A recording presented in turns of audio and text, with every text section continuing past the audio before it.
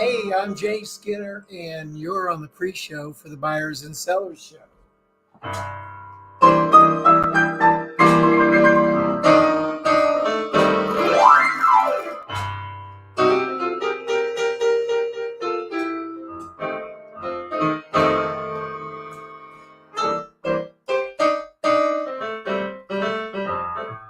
Hello, everybody. I'm Jay Skinner, and this is the Buyers and Sellers Show.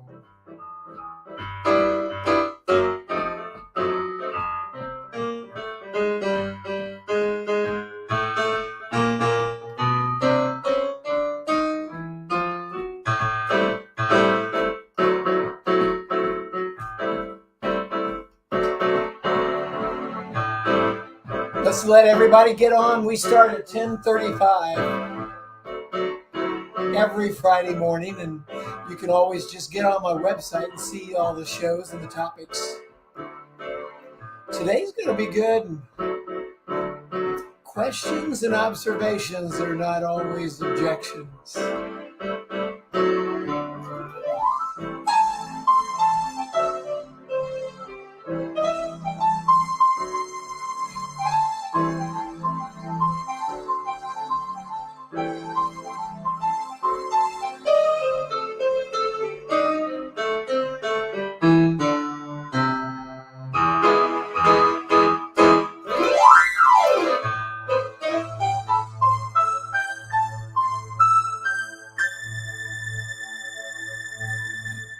And we're live. Hello, everybody. Welcome to the Buyers and Sellers Show. I'm Jay Skinner, and I'm so proud to have you on today.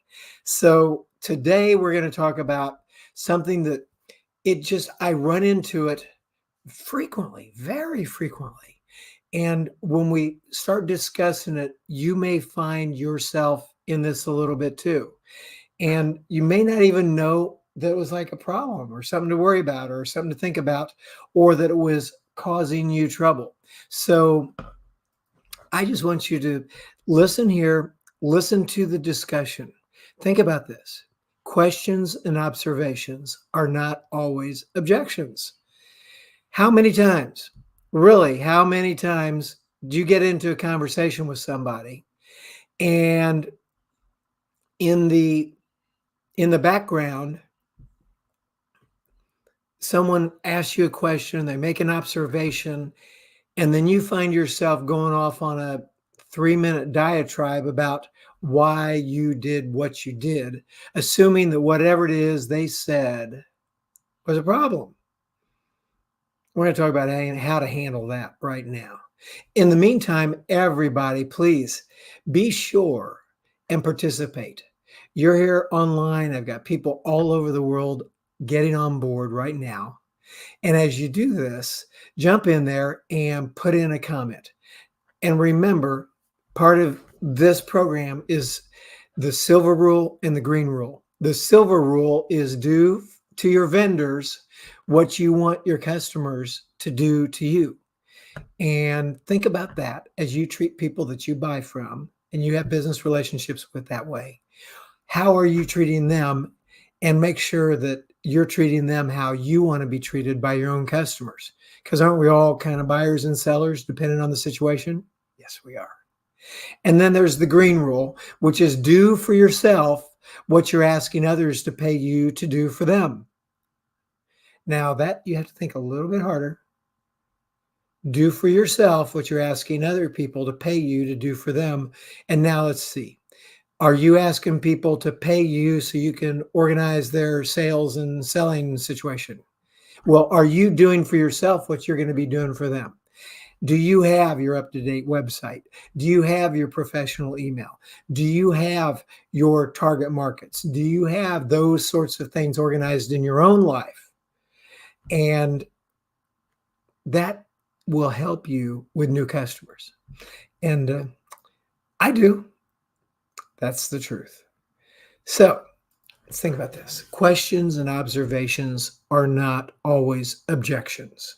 And while we're thinking about that, and you're thinking about this, I want to know, put this in, and I'm going to type into the comments so you can see the comments area. This will be my website, the jayskinner.com. And let's make sure I spell it right. thejayskinner.com. Good. Boom. Tap that in there.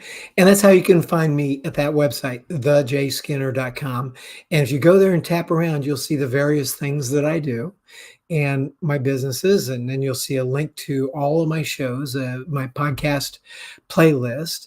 And I think you'll find this very interesting. There's also some other links to projects that I've done, other websites that I've helped create and been part of, my work with other companies, and testimonials. So got a lot of good stuff here.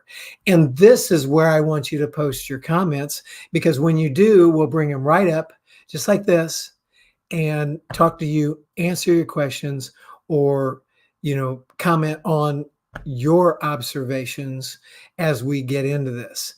And we're going to be out of here probably by 20 minutes from now or less, but you're going to leave here with some ideas and some thoughts that perhaps you never really dealt with. They'll help you be more successful in your communication, your work with other people. So I want to encourage you to do that. Look at it. Things are happening. People are texting, all sorts of cool stuff. There we go.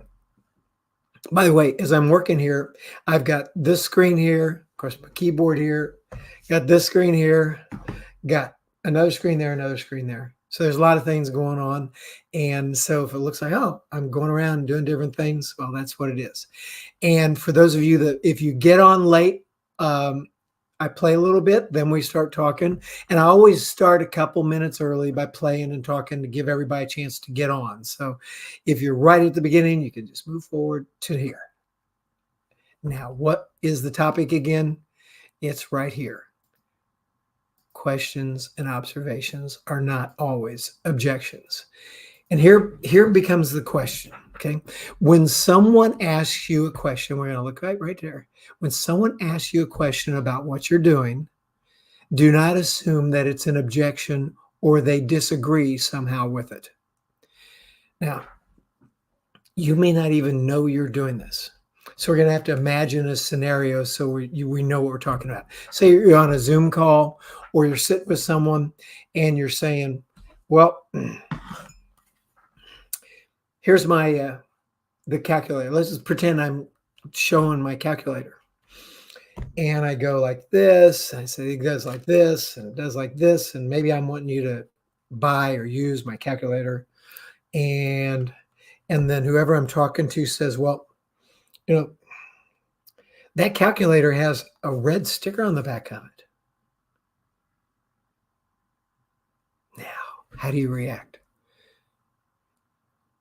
Was that an objection? Some people would say, oh, yeah, don't pay attention to that. I just stuck that on there. That's not going to really be there. None of our calculators have red stickers.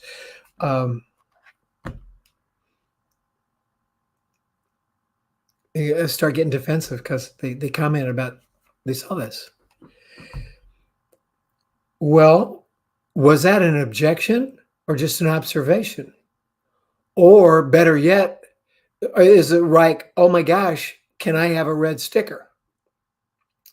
So let's try this again. Well, Jay, Mr. Skinner, or whatever they're calling me. Generally, it's Jay. We're one.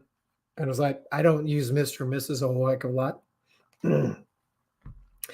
But they say there's a red sticker on the back of that thing. So, is that a problem?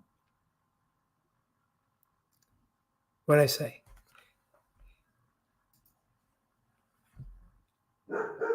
Is that a problem? No. In fact, I love that red sticker. Can I have red stickers like that on if I do this? Can I have red stickers just like that? Oh, absolutely. Or I say, is that a problem? I say, oh, no. I was just interesting. What's the story on the red stickers? Oh, well, I was in a trade show booth in Germany, and that was the name of our booth. And if I wanted to mark this, so if someone accidentally walked off with my calculator, they'd know where to deliver it back. Well, that was nice. That's probably a smart idea. Maybe I'll do that myself. So anyway, I wrote it on here too, but the red sticker was so much better. Anyway, That's neat. The good thinking. So I can have those calculators without the red stickers. Absolutely. Okay, great. Is that a problem? I want you to write this down.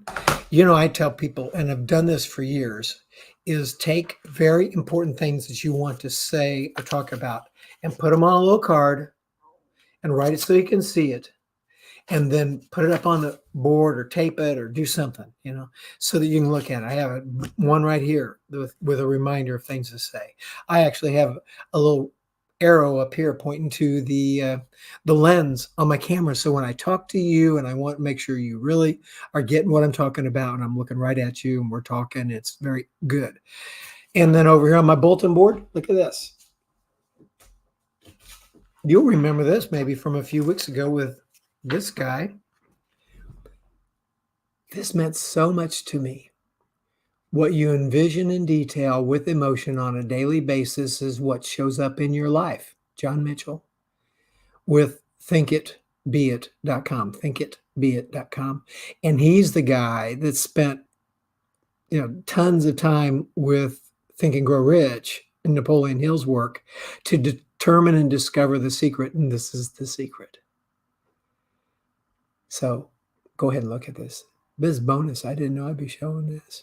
But imagine if you've got some things that you say or talk to on the phone and they're like very powerful and they're very descriptive and people seem to like hearing it and they get the idea.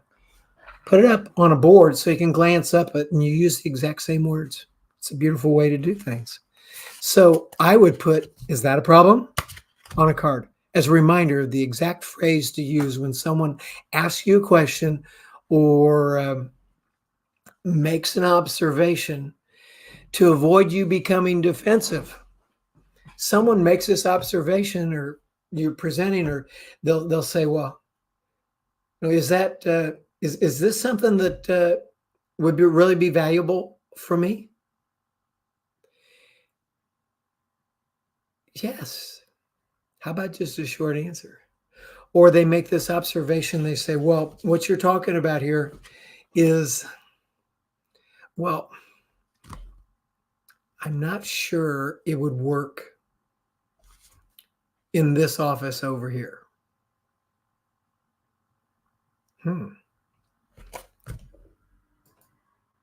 Is that a problem? Well, no. I like what you're showing me, so we'll use it here and here and here, but I may not use it over here. Okay. Now think about that one. You're talking to someone about something you're proposing to do for them or sell to them or somehow influence them. And they say, I'm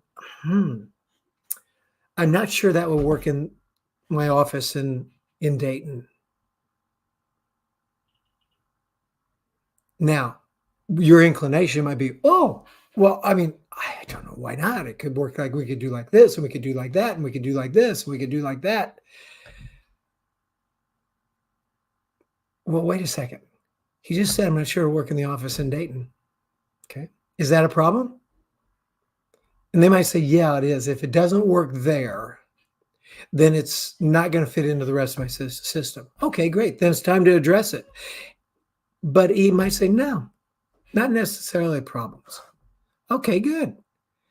Well, and we just keep going.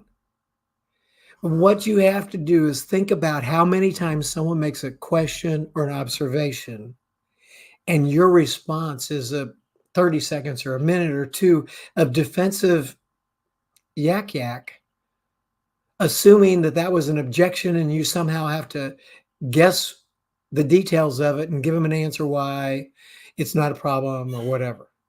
When it's like they're loving what you got.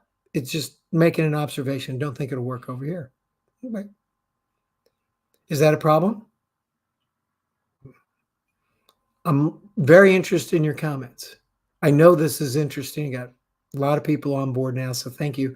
But if you want to make a comment or if you've experienced this or you have some other idea on how this works, please jump in there and tell me what you think about this. Okay? And you're not commenting. Is that a problem? I already know it's not a problem because you're just listening. You're taking it in. I'm not going to get like paranoid or worried that there's a problem if you're not typing something in immediately. I'll encourage you to do it, but I'm not going to assume it's a problem unless you tell me it's a problem. If you got a problem, type it in. Let me know. Most of all, think to your own self. Am I becoming defensive? At the moment that you recoil and you're becoming defensive is when you need to say timeout, because it's not fun. It's not interesting. The antennas go up with whoever you're talking to because they're going, why are you rationalizing everything you're trying to say here? It's not any good. So let's talk about something else. That's if you're selling, this is a buyers and sellers show. So we're talking about both sides of the transaction, right? Or the conversation. And read this.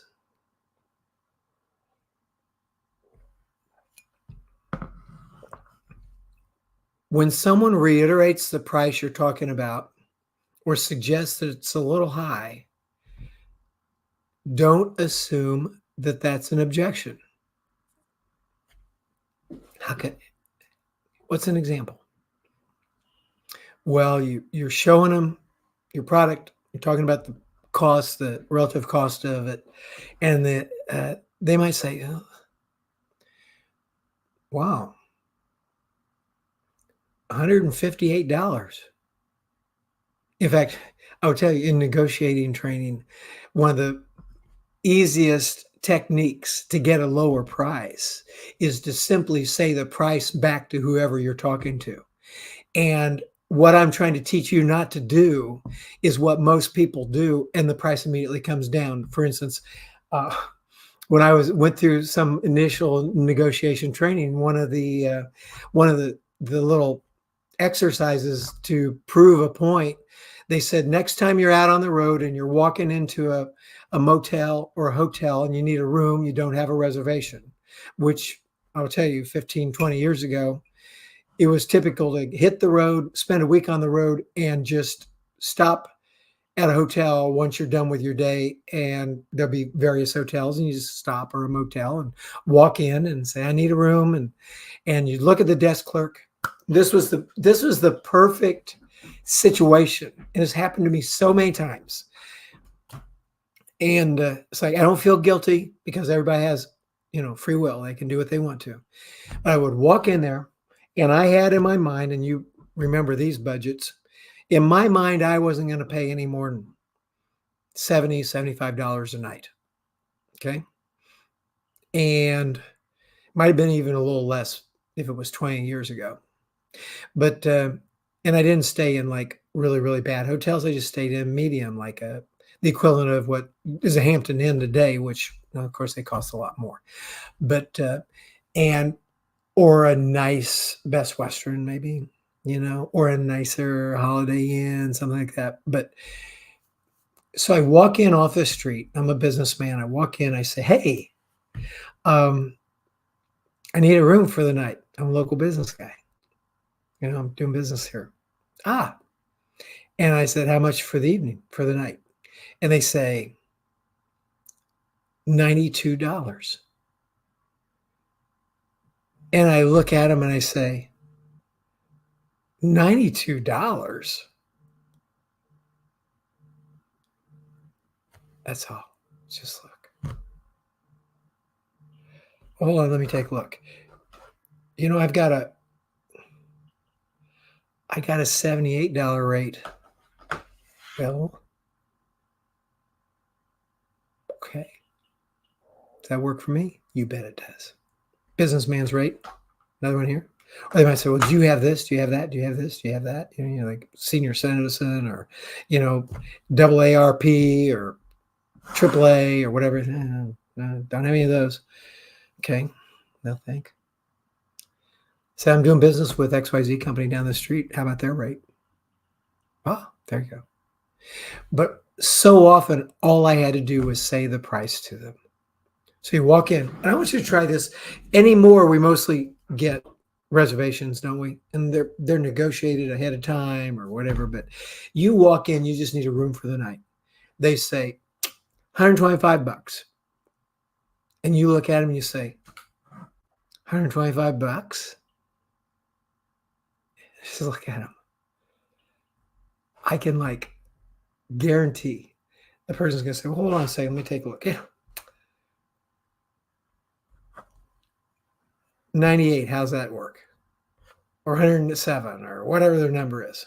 And then you can decide what you want to do. You can be prepared to walk too. If they say, yep, that's it, nothing, not going to do it. Then be prepared to walk.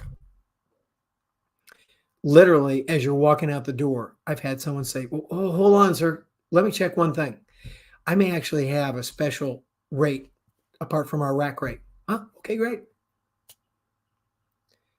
Now, that's some things that you have to practice doing because it's not natural.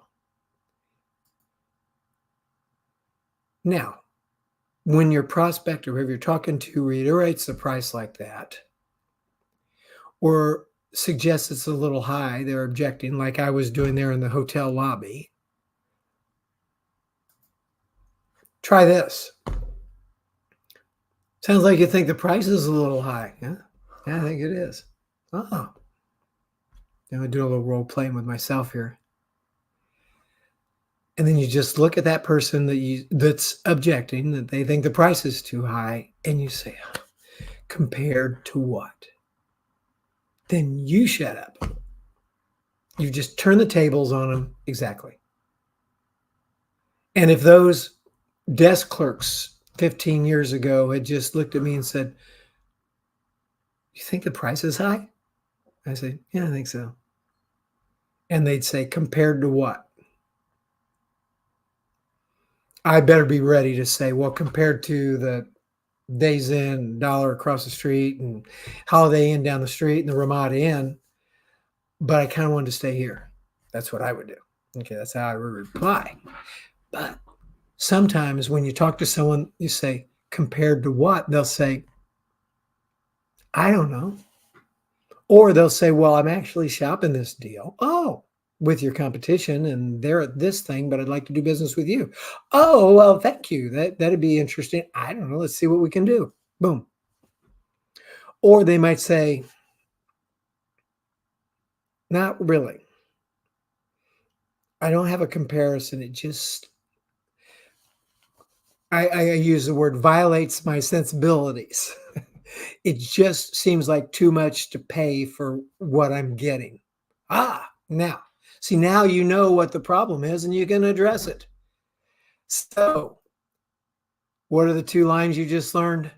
The things that you can remember to ask people, compared to what, and is that a problem? Hey, we've got some comments here. Let's see what we got here. Marty says, clarification is a better word than objections. Most of the time, there's a better way to connect for understanding. Value over price can be misunderstood as well. I know my prices are not too much. There you go, Marty. Exactly. And when someone's talking to you about your price and they, thank you, and they intimate, and Marty's the white hot headshot guy, so look him up. He's the one that does my photos and things, and you'll see my photo, the most recent one with the white background. That's Marty's work. whitehotheadshot.com. Anyway, and I know his price is great. It's a great price for an awesome product. And he might be talking to someone sometime and they get to the price and he says it. And if they react, he may, just want to see where they are. And it says, does it seem like it's high? And it's like, or, what are you thinking about that? When they repeat the price back to him, but you just told him, you say, they say the price back to you and you say, well, I don't understand. Do you think it's high, or what are you telling me? No, I think it's probably about the right price. I was just thinking about how much I was going to have to invest. Oh, okay, great. But don't assume necessarily that what people are doing and responding to you is really a problem or an objection. It's more of a clarification. And I think that's a great word, Marty. Thanks for sharing that. Let's look at that one more time. Clarification is a better word than objections. Exactly. I like that. Thank you very much. And let's see who we got there. Got someone on board there from looks like from our Twitch family, and they're going, hi there. And looks like we've got somebody from Asia. Thank you for coming. So glad you showed up on the show. You know, we're live on 2 channels of Facebook, LinkedIn, YouTube, Twitch, and Twitter right now all over the world. And to all of you people all over the world that are watching, thanks for coming. Really appreciate it. Now, what are the 2 words? Is this a problem? Is that a problem? Someone makes an observation, asks you a question. Don't assume it's a problem. Ask them, is that a problem? I'm telling you, so many times. I mean, when I delivered a product and they started using it, and all of a sudden they're going, well, it does like this, does like that, doesn't do that. And they kind of look at you. Say, is that a problem? It's like 90% of the time say, oh, no, just make an observation. Okay, cool. How do you use this? Here's the price. They flinch. Or they say, wow, that seems a little high to me. Compared to what? Compared to what? Learn how to say that. It will make a huge, huge difference. And this person says, I'm learning English, so I'm listening to your stream. And I think that's awesome. I hope that you're enjoying this and you are learning some good English. So what country are you from? It'd be great to find that out as well. And where are you? Now, has anyone got any other ideas? I just want you to know, before you get defensive or rationalize your position, be sure it's really a problem.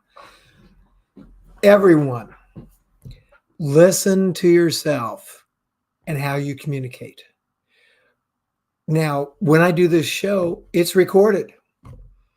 And in case you were wondering, I listen from beginning to end to every one of my shows for 3 years, every week. Now we're into, it's like show number 100, and I think this is show number 140. And I've done other broadcasts on top of that. But every time I listen to the broadcast, I find things that I should do, things that maybe would be better for me to say, or ways to express myself. And that helps me get better. That's what will help you get better too. And you are from Japan. Well, thank you very much. I say Ohayo gozaimasu. Ohayo gozaimasu. And domo arigato gozaimasu for coming to my show. And says, and I think you might be going to say your name. How fun. I love Japan. I've been there a couple times at least. And one of my friends just came back from there doing business. So thank you very much for jumping in here and being part of the show today. And I'm sure that's your name on the banner. I just don't know how to say it. So everyone, listen to yourself and how you communicate. How do you do that? Record your telephone conversations. When you're on Zoom calls, if you're really taking the lead in the whole Zoom call and you're very much a part of it, or you have a speaking part in it, please go ahead and record that Zoom call and listen to it later and see how you look. See, how do you look? It's a TV show, everyone. Just remember, what we're doing here is a TV show. Okay. How do you sound? And how do you phrase things? How do you word things? How do you relate to people? You'll just get smarter. Now, don't be embarrassed when you realize your first ones, you go, oh my gosh, I didn't know I say this or do that, or I have this twitch, or I do things that are not so appealing. Everybody does. But that's how you get better. So you're going to get better? Are you going to get better? When someone makes an observation or asks a question, you're going to find out, first of all, is that a problem? Or they think the price is a little high. It's obvious that they're not loving the price. Just ask, compared to what? You might just find out that it's more about just their sense of what they thought it was going to be when they got started, which is another good reason why when people want a ballpark, give them some idea up front of what they're getting into, because they don't know if it's $1, $100, $1,000, or $10,000. Just give them some idea. That kind of transparency and honesty will go a long way to building rapport with people. And that'll be another topic for another day. So everybody, have fun. And look, and our friend from Japan is gonna get better. Thank you very much. I feel like I've got a win here. And how about that, Marty? Marty, yes, I'm getting better. Jay, always learning, and you are. And I'm so happy that you're my friend as well. So everyone, now, if you comment and I miss you, that's because we have a delay here. And as I sign off, sometimes comments come at the end. Just I'll catch them later. But I'm so thankful and happy that you came and you joined me on this show. You know, I don't say this very often, but please like and subscribe. And if you go to my YouTube channel, be sure and subscribe and share this with people if you think it's valuable. And most of all, if you need me, I'm the CEO Extender. I work for people to help them get jobs done. And so feel free to call me. There's my cell phone, there's my email address, there's my website, and I would love to get to know you as well. So have a great day. You've just been on the Buyers and Sellers Show. See you next week, next Friday, 10:35 a.m. Same time, same channel.